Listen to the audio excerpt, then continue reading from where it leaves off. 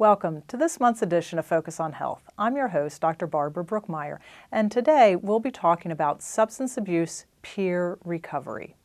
And I have a special guest, Santita Prather, who's here with us from the Frederick County Health Department. Santita, welcome. Thank you for joining us. Thank you for having me, Dr. Brookmeyer. All right, well, let's jump right in. What is peer support? Well, peer support is a program that we have at the health department where we use peers, people who have lived experience of addiction and recovery, who are compassionate about helping those who are recovering from an addiction. So we have been using peer support since 2011, and we use them in a variety of ways. Okay, so you want to talk a little bit about some of the ways that peers are volunteering in the Frederick County Health Department? Yes. So we have two recovery centers, one located in downtown Frederick at All Saints Episcopal Church, where we use peers to lead peer-led activities such as peer-led recovery discussions, art classes. We have something called Speechcraft, so people learn how to tell their recovery story.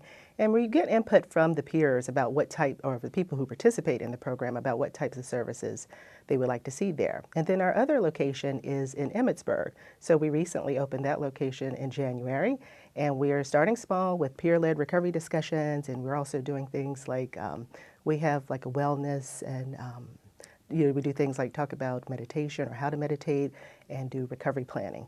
And then we also have something called recovery coaching. So there could be individuals who would like to have one-on-one support. So we have something called the Recovery Coach Academy where people learn about how to work with people in recovery. So through this training, they can be there as a confidant. They can be there to help them navigate resources in the community. Sometimes there are a lot of obstacles, especially with someone new in recovery. They don't quite know how to navigate the system. So our recovery coaches are there to help them and just kind of meet them where they are in their recovery.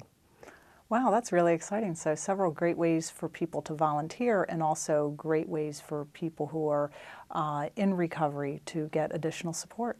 Yes, it's two ways. A lot of people who are in recovery and who are volunteering feel like it's a way to give back, but they also feel like it meets their needs as well and help them stay in recovery. And so I also understand that you're expanding some partnerships or developing some partnerships to expand some services with the City of Frederick Police Department and then also Frederick Memorial Hospital. Can you talk a little bit about how peers will be used in those situations? Yes, so over the last few months we've been speaking with the police department and the hospital about using peers to be available when individuals may encounter, a situation with the police. There's a lot of community policing that's going on. So, the police, the first response isn't to arrest somebody. They really do want to look at what's going on with the individual and see what kind of support they can offer. So they've approached the health department. They understand we have a peer support program. And we'll have peers available to provide resources to individuals, let them know about treatment options if that is required. Also let them know that there is a recovery community that's very active in Frederick, and it will help them connect with this recovery community. Mm-hmm. Boy, it would be great to help everyone who wants to be connected to be connected. Yeah, I think the recovery community is something that, it could always grow. Like I said, in 2011, that's when we introduced our first peers. And through our centers and also all these other partnerships we have, like with the police department and the hospital, we're hoping to expand our peer support even more. Mm-hmm. Well, that's great. So for folks who are interested in volunteering or just want to find out more first before they commit to volunteering, how would they find out about how they can volunteer for the Frederick County Health Department? Well, they can contact the health department and contact the volunteer coordinator by, you can email, it's core@frederickcountymd.gov, or contact us at 301-600-3289. Okay, all right. And then I also understand that coming up soon will be National Recovery Month? Yes, this is our 4th annual Rally for Recovery in Frederick, and we're excited about it. It'll be held at Baker Park near the band shell, and this is an opportunity for individuals who are in recovery, family members, people who are just really connected and understand, or may not even understand about addiction recovery, but it's a time to come out and really celebrate that, that prevention is very effective and treatment works and people do recover. And that's just been the theme of the National Recovery Month events over the last 26 years. I think it gives a face to recovery. I think a lot of people have in their minds like what it's like for somebody who's addicted. I said, but you could see people who've overcome those addictions. They're people like teachers. They're people, like your neighbors. They're like people in your family. So that's, one of the reasons we like to do the Rally for Recovery, to show people that, it does work. Recovery is very powerful. Boy, that is terrific. So if folks would like to get involved in the Frederick Rally for Recovery, where should they go to find out how they can become involved? They can also just email core@frederickcountymd.gov or contact the same number, 301-600-3289. Okay, sounds like CORE is the key to recovery services in Frederick County. Yes. Something like that. I'm sure you have a different motto, though, or statement. So I really liked what you said earlier. You said that, that prevention works. Treatment is effective, and people do recover. Boy, that is terrific. Okay, one last time because it's so important. Yes. It's prevention works, treatment is effective, and people do recover. Great. Well, I think that's a great way to end, and I hope that everybody heard the messages that you had, and for folks who are interested in volunteering or finding out more, that they will make the contacts that you recommended. Yes, that's good. Thank you. Thank you very much. And now please stay tuned for this month's Medical Myths. Here's a special message to Frederick County employers. Are you planning to fill open positions? Have you been struggling to find the skills you require among job applicants? Frederick County Workforce Services not only offers solutions, but will also save your business time and money. We offer many benefits at no cost to your organization, such as a member of our professional team will serve as a point of contact for your recruitment and training needs. We'll consult with you to develop a customized recruitment plan for your organization. We can connect you with grant funding that is designated for hiring and training new employees. You'll have access to our on-site recruitment event space to meet with qualified candidates in person. We'll provide you with a variety of job listing opportunities, connecting you with a wide range of local talent. All this and more at no cost to you. To connect with us, visit frederickworks.com today. For years, we've been introducing children to the natural world here at Fountain Rock Park and Nature Center, and we're excited for an opportunity for them to come explore with us week after week. Starting in fall of 2014, we're offering a new program designed for 3 to 5-year-olds called Nature Academy. Our goal is to get kids outside, experiencing hands-on learning and discovering nature every day, rain or shine. Learn more in our Recreator brochure or at recreator.com. The Frederick County Department of Aging is proud to announce a new initiative that is designed to streamline the application process for several benefit programs that assist older adults and persons with disabilities. This information and assistance event is a partnership of the Frederick County Department of Aging, the Maryland Food Bank, and the Frederick County Department of Social Services. One day per month at each of the county's senior centers, the Department of Aging will host representatives to assist with the Supplemental Nutritional Assistance Program application, formerly known as food stamps, and the Energy Assistance application. Also on hand will be the Senior Health Insurance Program Coordinator, who will answer Medicare questions and screen for Medicare subsidy programs. These events will begin at 10 a.m. and take place at the Frederick, Urbana, Emmitsburg, and Brunswick Senior Centers. Appointments are encouraged, walk-ins are welcome. For more information, to make an appointment, or in case of inclement weather, please call the Frederick County Department of Aging at 301-600-3520. Are you between the ages of 14 and 21, living in Frederick County and looking for a summer job? If so, the YouthWorks 2015 Summer Jobs Program may be perfect for you. For 5 weeks this summer, you can earn a paycheck, learn valuable new skills, and get job experience for your resume.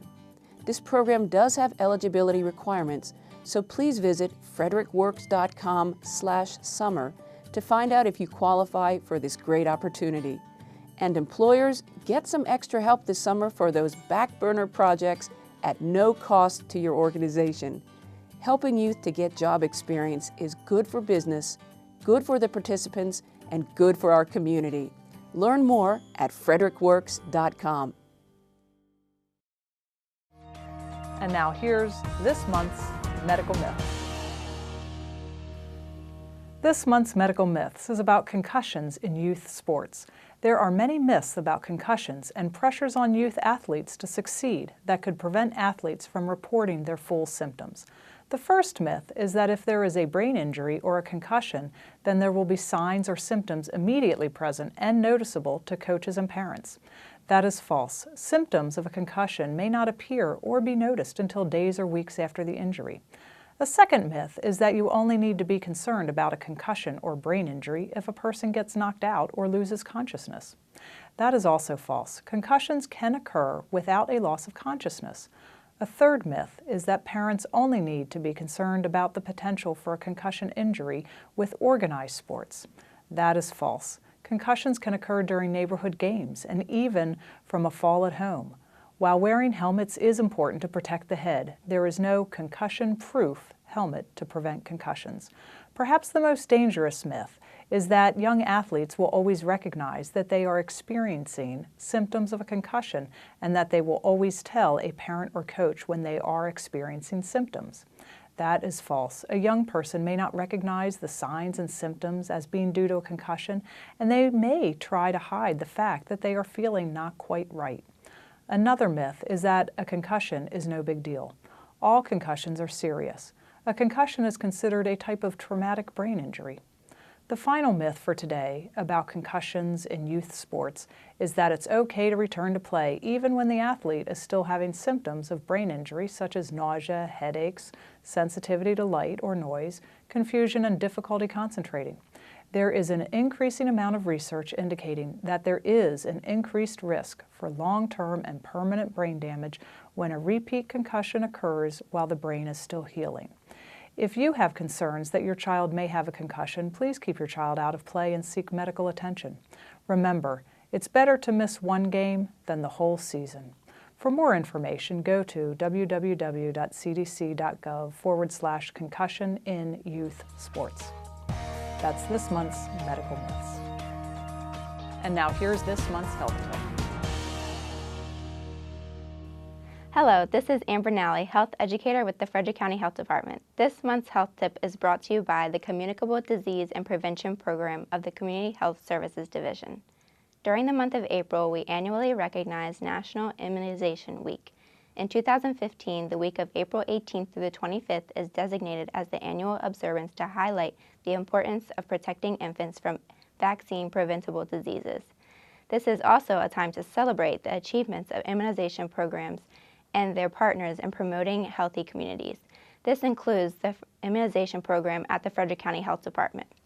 Immunizations improve the health of children 2 years old and younger by preventing diseases such as measles, polio, and pertussis. Immunizations have drastically reduced infant death and disability caused by preventable diseases. Through immunizations, we can now protect infants from 14 vaccine-preventable diseases before age 2. In the 1950s, nearly every child developed measles, and unfortunately, some even died from this serious disease. Today, thanks to immunizations, many practicing physicians have never seen a case of measles. We have recently heard increasing discussion of measles in the United States as cases have been diagnosed and outbreaks of measles have occurred. Although we do not routinely see children diagnosed with measles in the U.S., measles regularly occurs in other parts of the world. Because we are a mobile society visiting and working in these countries, unvaccinated children, as well as unvaccinated adults, are at risk of contracting measles and infecting others who may not be able to be vaccinated due to age and other health issues. The Frederick County Health Department Immunization Program makes immunizations available for children at no cost who do not have health insurance or have health insurance that does not cover the cost of immunizations. To learn more about immunizations or make an appointment for your child to receive an immunization, please call 301-600-3342. You can also learn more about immunizations by visiting the Health Department website or the CDC's website. Thank you for tuning in to this month's Health Tip.